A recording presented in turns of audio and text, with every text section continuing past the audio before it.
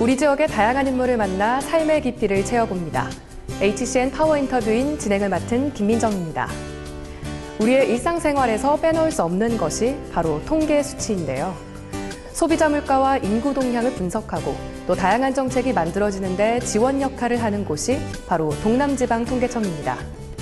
파워 인터뷰인 이번 시간에는 동남지방통계청 민경삼 청장과 함께합니다.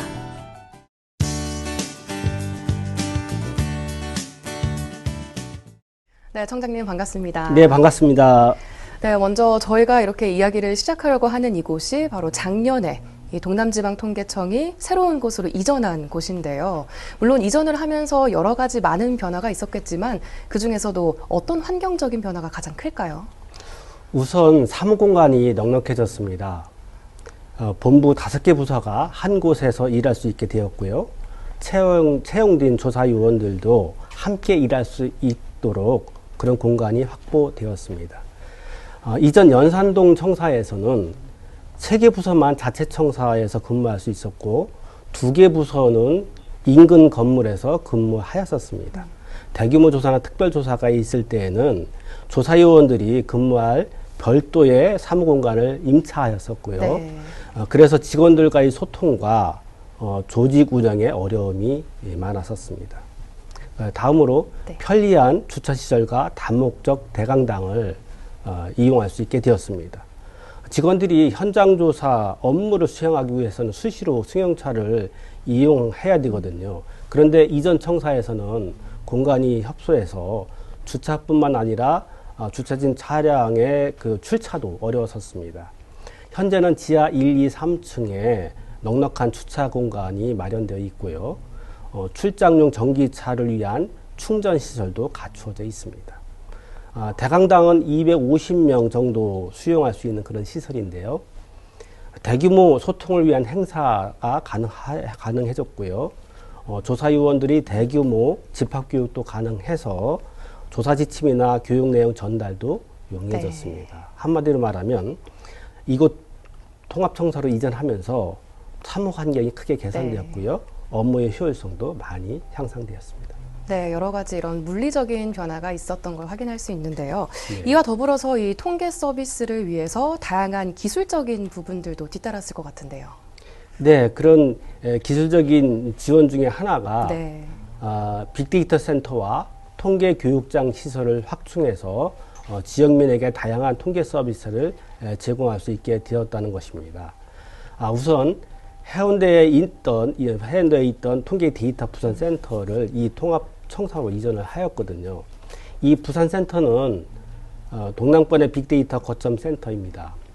통계 이용자가 공공행정자료와 민간 빅데이터를 편리하게 이용할 수 있는 그런 시설인데요. 센터를 방문해서 다양한 데이터를 직접 연계해서 분석할 수도 있고요. 방문이나 통계 분석이 어려운 경우에는 센터에 근무하는 분석 전문가에게 주문형 분석을 의뢰할 수도 있어요. 학술 연구 목적으로는 상세한 통계 자료인 마이크로 데이터도 물론 이용할 수가 있습니다. 그리고 전산 교육이 가능한 32석 규모의 통계 교육장도 확충해서 운영하고 있습니다. 교육장에는 실제 데이터를 분석할 수 있는 실습 환경을 구축하였는데요. 그래서 학습을 통해서 통계 지표를 작성하고 해석하는 그런 능력인 통계 리터러시를 습득할 수 있는 기회를 제공하고 있습니다. 예를 들면 통계 담당자, 정책 담당자, 연구원, 교육 종사자 등을 대상으로 다양한 교육 과정을 운영하고 있고요. 초등학생, 중학생을 대상으로 진로 체험 통계 교실도 운영하고 있습니다. 이 교육 과정에는 간단한 설문조사를 해서 직접 통계를 작성해보는 그런 프로그램도 포함되어 있습니다. 앞으로 보다 이용자 친화적인 통계 서비스와 통계 교육 프로그램을 운영하여 동남권 통계 데이터 허브로서의 역할을 다할 계획입니다.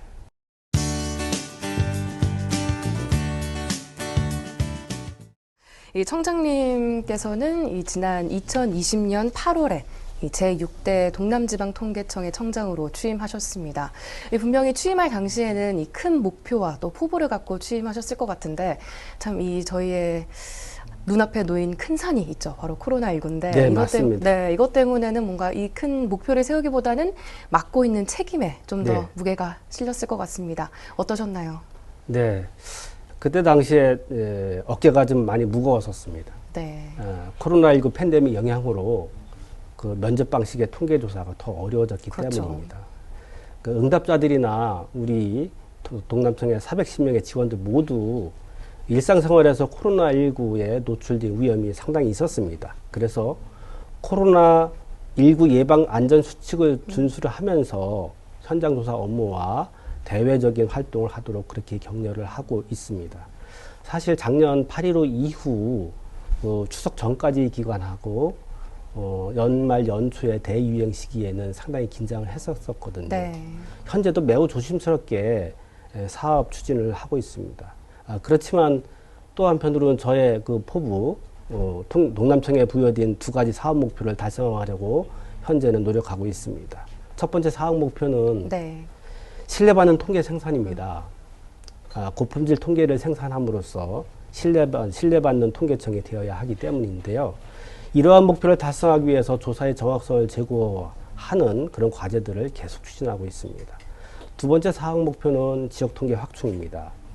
부산, 울산, 경남 지역의 발전을 위해서 더 많은 맞춤형 통계가 필요하기 때문인데요. 이를 위해서 부울경 광역자치단체와 39개 시군구 지방자치단체와의 통계 협력을 적극적으로 추진하고 있습니다. 이 두 사업 목표를 달성하고자 하는 의지를 담아서 국민 행복과 지역사회 성장을 견인하는 동남지방통계청이라는 비전을 새롭게 설정하였습니다.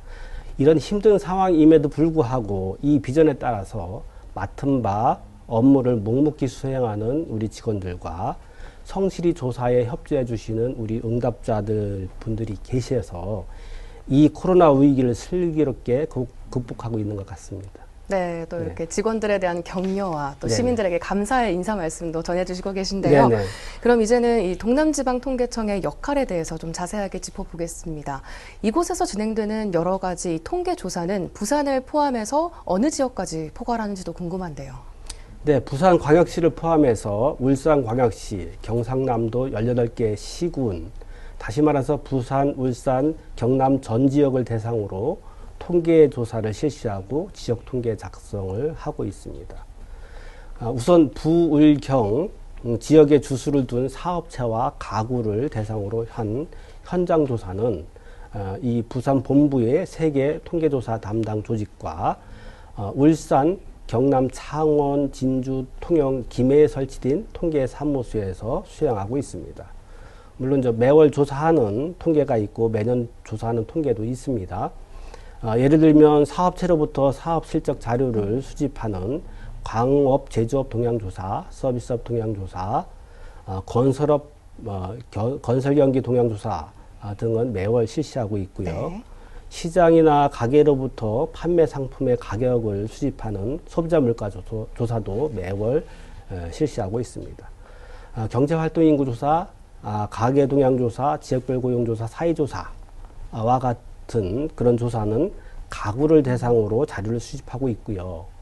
농작물 생산조사, 어업 생산 동향조사와 같은 조사는 농가와 어가를 방문하여 직접 자료를 수집하고 있습니다. 이렇게 수집된 자료로 부산, 울산, 경남 지역의 산업활동 동향, 소비자 물가 동향, 고용 동향을 매월 작성하여 공표하고 있습니다. 또한 지역통계과에서는 동남권 부울경 지역의 특화 통계를 개발하고 있고요. 정책에 활용하도록 통계 서비스도 제공하고 있습니다. 물론 지역 이슈를 선정해서 직접 통계를 분석한 다음에 그 분석 결과를 네. 정책 담당자에게 제공하고 있고요. 지자체가 직접 통계를 작성하고 활용할 수 있도록 통계 작성 기법과 조사 매뉴얼을 지원하고 있고 통계 컨설팅과 통계 교육도 실시하고 있습니다. 네. 네, 말씀해 주신 것처럼 이 동남지방통계청에서 진행되는 통계조사는 정말 수도 없이 많은데요. 참 많은 조사가 진행되고 있지만 그중에서도 요즘 청년들 또 대학들에게 가장 주목할 만한 그런 통계조사가 있다면 분명 취업자 수, 네. 경제활동 인구를 조사하는 그런 조사가 참 주목받을 것 같습니다. 이런 조사는 어떻게 진행되고 또 이렇게 조사된 통계 자료는 어떤 식으로 사용될 수 있을까요? 네, 말씀하신 대로 국민들은 방송이나 신문을 통해서 취업자 수, 실업률과 같은 정보를 자주 네. 접하게 됩니다. 그 경제활동 인구 통계, 다른 말로 말하면 고용동향이라고 할 수 있는데 고용동향이 매월 공표되기 때문인데요. 네. 이 통계는 각 지역별 대표 가구를 선정하여 15세 이상 가구원의 경제활동 상태를 조사한 후에 조사된 자료를 가지고 경제활동 인구 통계를 작성합니다. 그 중에서 중요한 고용지표를 분석하여 매일 보도하고 있는 건데요. 어떻게 고용통계가 작성되고 있는지 간단하게 설명드리겠습니다. 네. 우선 매월 15일이 포함된 일주간의 경제활동 상태에 대해 질문을 합니다. 우선 일을 하고 있는지 여부를 질문을 하게 되는데요. 대부분의 직장인들처럼 수입을 목적으로 일을 하고 있다고 응답하면 취업자로 분류를 합니다. 네. 여기에는 주당 18시간 이상 일한 무급가족 종사자, 병이나 사고, 교육 등으로 한시적으로 휴직한 사람들도 네, 포함하게 포함이 됩니다. 되고, 네. 네. 만약 일을 하지 않았다라면 지난 4주간의 일자리를 찾아서 적극적으로 경제활동을 네. 위한 구직활동을 하였는지를 다시 질문하게 됩니다. 적극적인 구직 행위를 한 경우에는 실업자로 분류를 하고요. 만약 일을 하지 않았고 지난 4주간의 그 적극적인 구직 활동을 하지 않았다라고 한다면 그런 사람들은 비경제 활동 인구로 분류하게 됩니다.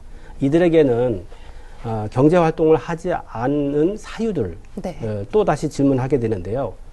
취업 준비를 하기 위해서 학원에 다니거나 별도로 공부하는 사람들도 이 비경제 활동 인구에 포함됩니다. 그렇군요. 그러니까 이렇게 작성한 경제 활동 인구 통계는 일자리 대책, 경기 대책 등과 같은 정책을 수립하고 평가하는 데 활용되고 있거든요. 뭐 예를 들면 취업자가 계속 증가하는 그런 산업에서는 고용될 인력을 개발할 정책들이 좀 필요할 거고요.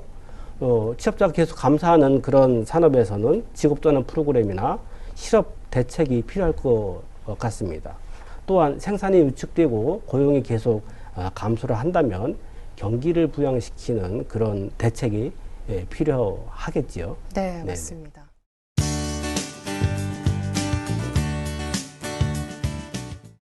네, 청장님, 그리고 또 저희가 흔히 부르는 빅데이터라고 하죠. 네. 이 광활한 이 데이터가 분야별로 분석을 통해서 통계 자료로 이렇게 분석이 됩니다. 네. 이 기본적인 사회조사 그리고 인구주택 총조사를 하기 위해서는 이 대면조사가 필수라고 생각이 드는데 네. 저도 이 집에 어렸을 때를 생각해 보면 집에 이렇게 있으면 누가 이렇게 똑똑똑 문을 두드리고 와요. 인구주택 총조사 하러 나왔습니다. 네. 이런 상황들이 기억이 나는데요. 이런 대면을 통한 자료 수집이 선행돼야 될 건데 이런 조사들은 또 어떻게 이루어질 수 있을까요? 네, 맞습니다. 대부분의 면접 조사를 통해서 통계 자료가 수집되고 있습니다. 그러나 이런 조사 방식도 변화하고 있는데요. 네. 예를 들어 인구주택 총조사를 예로 들어보겠습니다. 네. 대규모 데이터를 수집하기 위해서는 좀 전에 말씀드린 대로 인구 총조사 같은 경우 대부분의 국가에서 대면 방식의 그 면접 조사를 실시하고 있습니다. 우리나라도 5년마다 이렇게 조사를 해왔죠. 네. 그런데 정보통신 기술의 발전에 힘입어서 2015년도에는 보다 효율적인 인터넷 조사를 도입하였습니다. 배포된 참여번호를 통해서 인터넷 웹사이트에 접속을 하면 응답자는 조사 질문에 따라서 응답을 할 수 있습니다. 그리고 조사가 완료되면 응답 결과를 바로 전송해서 통계청 서버에 저장할 수 있거든요. 이러한 조사 방식은 가구를 대상으로 하는 다른 통계조사에도 적용하고 있습니다. 그리고 2020년에는 모바일, 전화, 태블릿을 이용한 조사 방식도 도입하였습니다. 인터넷 조사를 스마트폰으로 응답할 수 있도록 한 것이 모바일 조사입니다. 네. 조사 항목과 내용을 모바일에서 직접 확인할 수 있고요. 응답할 수 있도록 조사 프로그램을 개선하였습니다. 고령자도 조사에 참여할 수 있도록 전화 방식의 조사도 저희가 운영하고 있습니다. 특히 태블릿에는 조사를 위한 명부, 조사 대상자가 표시된 지도, 조사표 등을 탑재를 하였는데요. 그래서 조사위원들이 이 태블릿을 활용해서 편리하고 효율적으로 현장 조사를 수행할 수 있게 되었습니다. 물론 이제 인구 주택에 관한 기본 정보는 행정자료를 통해서 적극적으로 조사를 할 수가 있습니다. 현재 전산 시스템으로 이루어지는 행정을 통해서 아주 품질이 우수한 공공 데이터가 구축되고 있고요. 이런 네. 공공 데이터 자료를 이용을 하면 이 인구주택에 대한 기본 정보의 정확도가 보다 높아질 수 있습니다. 네, 여러 가지 이 조사 방식이 진행되고 있는데 한 가지 궁금한 게 이런 코로나19 상황에서는 이 대면 조사가 참 힘듭니다. 또 만약에 이 조사 대상이 대면 조사에 포함이 됐을 경우에는 법적으로 혹시 강제성을 띠는 경우도 있을까요?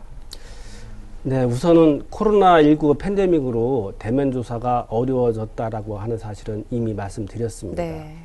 원래 1인 가구와 맞벌이 가구가 증가하면서 대면 조사 환경이 어려워졌었거든요. 거기에다가 이번 코로나19로 방문을 통한 현장 조사가 더욱 어려워진 상황입니다. 그래서 통계청에서는 비상 대응반을 구성해서 코로나19 방역과 함께하는 현장 조사 지침을 만들고 이 지침에 따라서 현장 조사를 수행하도록 하고 있거든요. 동남청에서도 대면 접촉을 최소화하기 위해서 전자조사, 통신매체 조사 등과 같은 비대면 방식으로 현장 조사를 진행하고 있고요.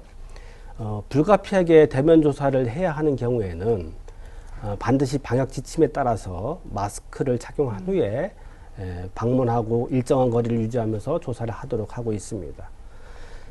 우선 조사 대상자로 선정이 되면 대부분 응답을 해 주시지만 가끔 개인정보 노출이나 네. 사생활 침해를 염려해서 응답을 꺼리기도 합니다. 이럴 때는 조사위원들이 응답진 자료가 통계 작성 목적으로만 사용된다는 점을 강조하면서 설득을 진행하고 있습니다. 물론 응답률을 높이기 위해서 가능한 한 응답자가 원하는 방식으로 현장 조사를 수행하고 있습니다. 이 코로나19 팬데믹 상황에서는 더 그렇게 해야 되겠죠. 국가를 대표한다는 마음으로 응답해 주시기를 부탁드리기도 하고요. 네. 부실한 통계는 잘못된 정책을 유발할 수 있다는 점을 정확한 응답을 유도하기 위한 설명 자료로 활용하고도 있습니다. 네, 청장님 또 궁금한 게 이곳에서 생산되는 이 다양한 통계 자료 중에서 혹시 사회적으로 이 정책이 형성되는 데 도움을 준다거나 혹시 뭐 해외에 필요한 부분을 보완하는 데 도움을 줄 수 있다. 이렇게 쓰이는 자료들이 있을까요? 네.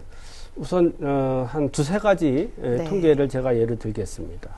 소비자 물가 통계에는 연금과 임금의 인상률, 네. 공공요금 등의 조정에 활용되고 있습니다.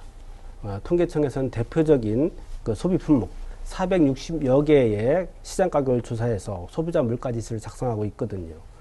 이 지표는 물가 변동을 측정하는 그런 통계인데요.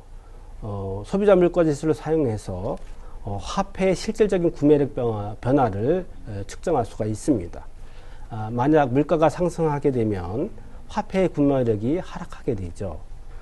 그리고 이러한 구매력 손실을 보존하기 위해서는 이 물가 상승률만큼을 감안해서 연금, 임금, 사회보장 수혜금을 조정하도록 하고 네. 있습니다. 이거는 법적으로 조금 더 명시된 그런 네. 부분이고요. 또 한편으로는 가계동향 통계는 주거 이전비 보상이나 복지지원 기준 산정에 활용되고 있고요. 인구동향 통계는 저출산 정책에 활용되고 있습니다. 가계부 작성을 통해서 소비지출과 소득을 조사해서 가계동향 통계를 작성하고 있는데 이 통계 중 가구당 월 평균 가계 지출은 주거 이전비 보상 기준으로 활용되고 있고요. 이 통계 중 소득분위별 월 평균 소득액은 취약계층 대상 복지 지원 기준을 산정할 때 활용되고 있습니다. 출생과 사망, 전입과 전출, 혼인과 이혼 등에 관한 그 행정자료를 수집해서 저희가 또 하나의 인구 동향 통계를 작성하고 있는데요. 많이 보도가 되고 있을 겁니다. 혼인 현황과 출생아 현황은 저출산 정책의 모니터링 지표로도 활용하고 있습니다.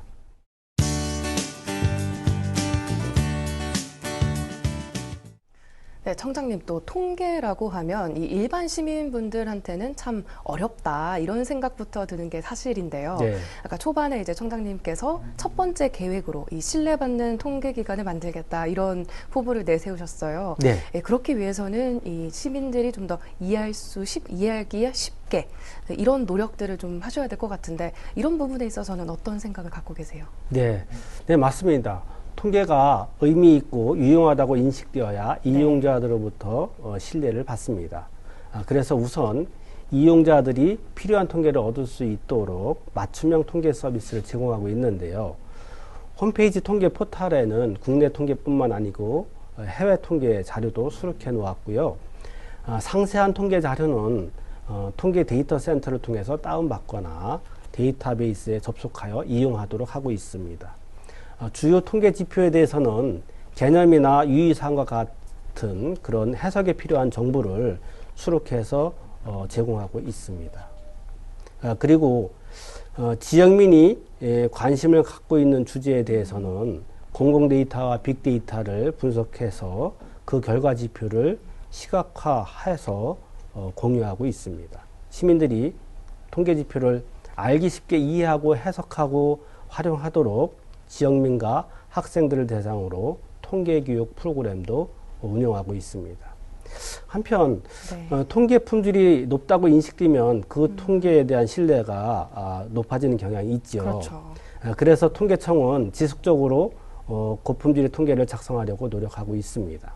예를 들면 현장조사, 자료처리, 통계표 작성 등 각 단계마다 오류를 최소화하도록 하고 있고요. 통계 정확성을 제고하기 위한 현장조사 개선도 꾸준하게 하고 있습니다.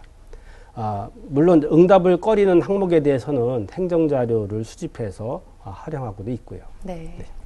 이 청장님의 설명을 듣다 보니까 이 통계 자료와 우리의 일상생활 정말 뗄래야 뗄 수 없는 관계에 있는 것 같은데 앞으로 이 통계 자료가 이 4차 산업혁명 시대 어떠한 핵심적인 역할을 할 수 있을까요? 네, 사실 통계는 우리 미래를 설계하는 나침반 역할을 하거든요. 왜냐하면 통계는 우리의 삶에 중요한 정보를 제공하고 있기 때문인데요. 예를 하나 들겠습니다. 즉석밥 아시죠? 알죠. 네네. 이 즉석밥은 1996년 처음 출시가 됐는데요. 모 기업체에서 인구주택 총조사의 통계 지표인 1인 가구 비율이 빠르게 늘어나는 것을 보고 이 즉석밥을 개발하여 시중에 내놓았다고 합니다. 네. 현재 이 즉석밥은 1인 가구의 한 끼 식사로서 그리고 여행이나 캠핑 시 필수 준비물로서 아주 인기가 좀 많이 있지요. 한편으로 4차 산업 시대에도 이러한 국가 통계는 나침반 역할을 계속할 것 같습니다. 특히 공공 데이터와 빅데이터는 이 시대의 흐름을 예측하는 중요한 정보를 가지고 있는데요. 그렇기 때문에 이러한 데이터의 활용이 점점 늘어날 것으로 예상하고 있습니다. 네. 예를 들면 교통수단 이용, 신용카드 사용, 온라인 전자상거래, 모바일 접속 등을 통해서 여러 가지 유형의 빅데이터가 매일 생성되고 있습니다. 이런 빅데이터가 분석을 통해서 정형화된 통계지표 형태로 변환이 된다면 일상생활의 전반적인 패턴 변화를 읽을 수 있는 소중한 자료가 되겠지요. 그런 패턴 변화를 미리 알면 상품 개발이나 위기 대응에 그렇죠. 남들보다 먼저 할 수 있지 않을까요? 네, 네네. 맞습니다. 또 이렇게 형성되는 통계 조사 자료를 바탕으로 어떤 신상품이 등장할지도 네네. 기대가 되는데요. 네네. 네, 앞서 여러 가지 통계 조사에 대해서 이야기를 나눴습니다. 올해 안에 혹시 계획하고 계신 통계 조사가 또 있을까요? 네, 두 가지가 있습니다. 지역별 고용조사와 네.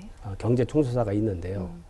지역별 고용조사는 4월 19일부터 5월 4일까지 16일간 실시됩니다.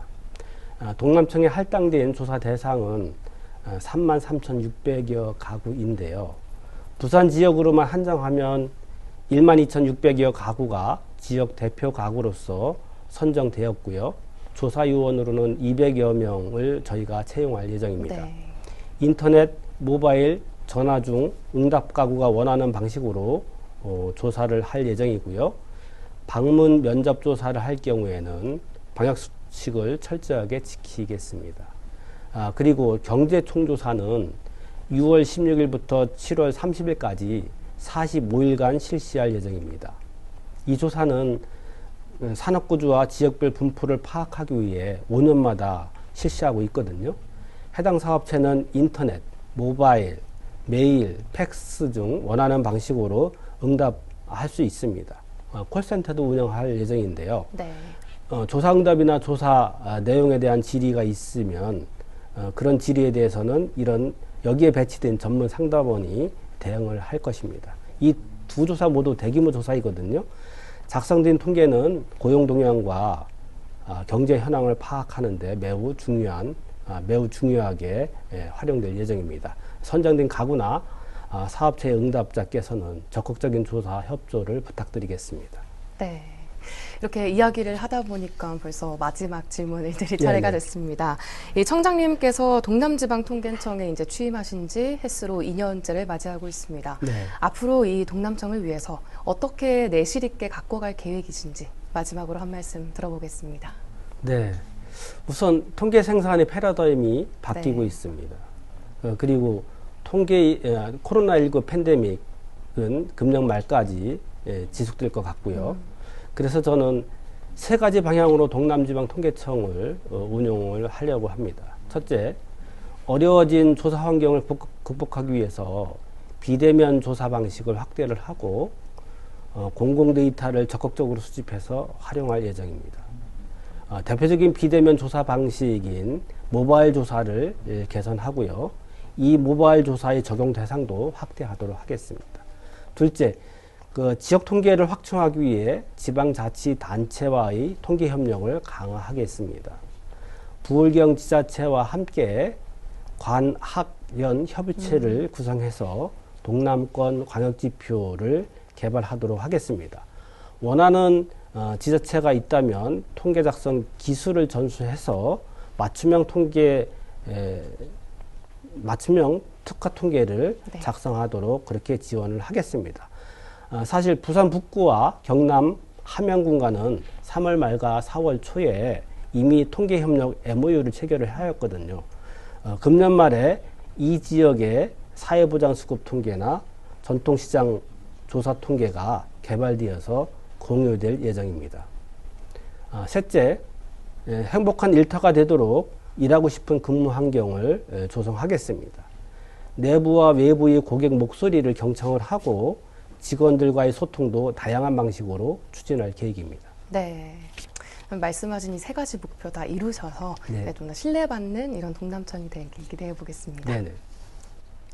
이 통계의 사전적 의미는 집단 현상을 수치화한 것을 나타냅니다. 이렇게 통계 자료가 잘 활용이 된다면 우리 사회의 모든 분야에서 미래를 예측하는 등 우리의 길라잡이 역할을 하겠죠. 이처럼 동남지방통계청이 우리의 길라잡이로 더욱더 성장하길 기대하며 이번 시간 민경삼 동남지방통계청장과 함께한 시간은 여기까지 하겠습니다. 네, 청장님 오늘 수고하셨습니다. 감사합니다. 네, 감사합니다.